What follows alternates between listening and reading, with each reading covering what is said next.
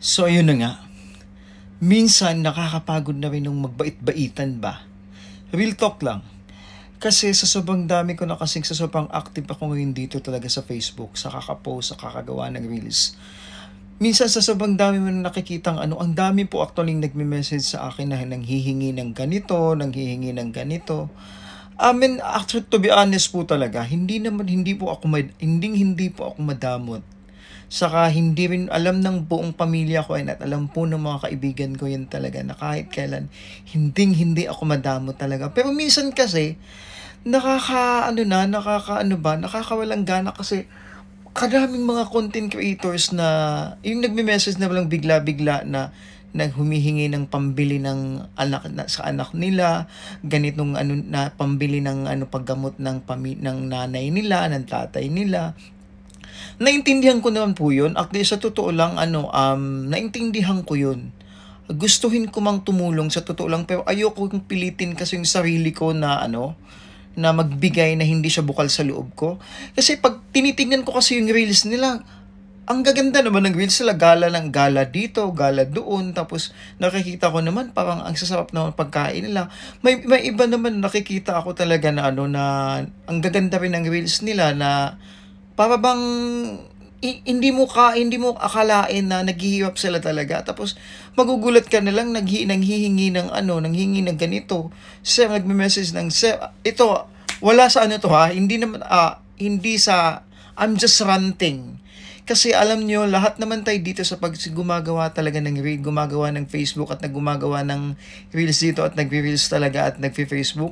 Lahat naman tayo gustong kumita talaga. Ako man sa sarili ko, kahit may sarili akong trabaho talaga, pero sinisikap ko talaga na mag-upload ng reels. Tapos natutuwa ako pag nagbibigay din talaga ng stars. Kasi aminin natin, mas malaki talaga ang kitaan sa stars kung tutuusin. Ang maliit po talaga ang kita sa sa reels at sa mga in-stream ads natin kung hindi talaga siya nagba-viral o di kaya kung hindi man talaga tayo kilala.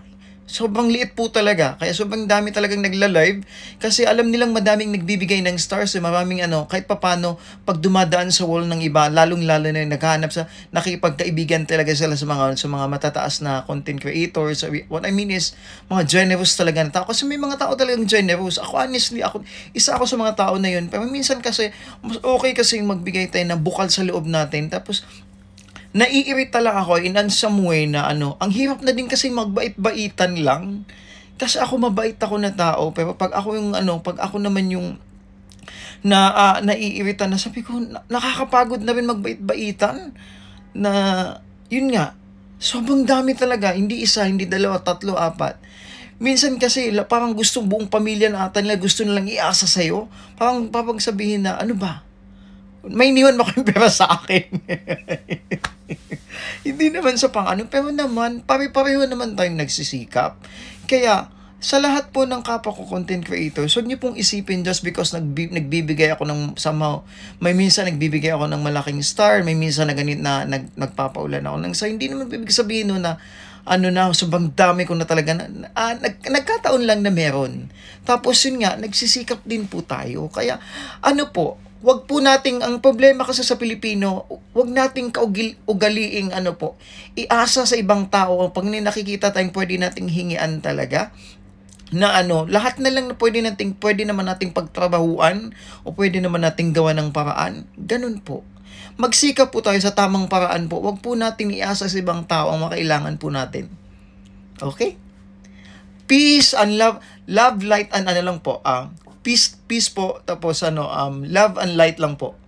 Wala akong ibang pinapatamaan, ito as base lang po sa ko talaga. Sa obserbasyon ko kasi sobrang dami na po natin at hindi po siya maganda, to be honest. See ya!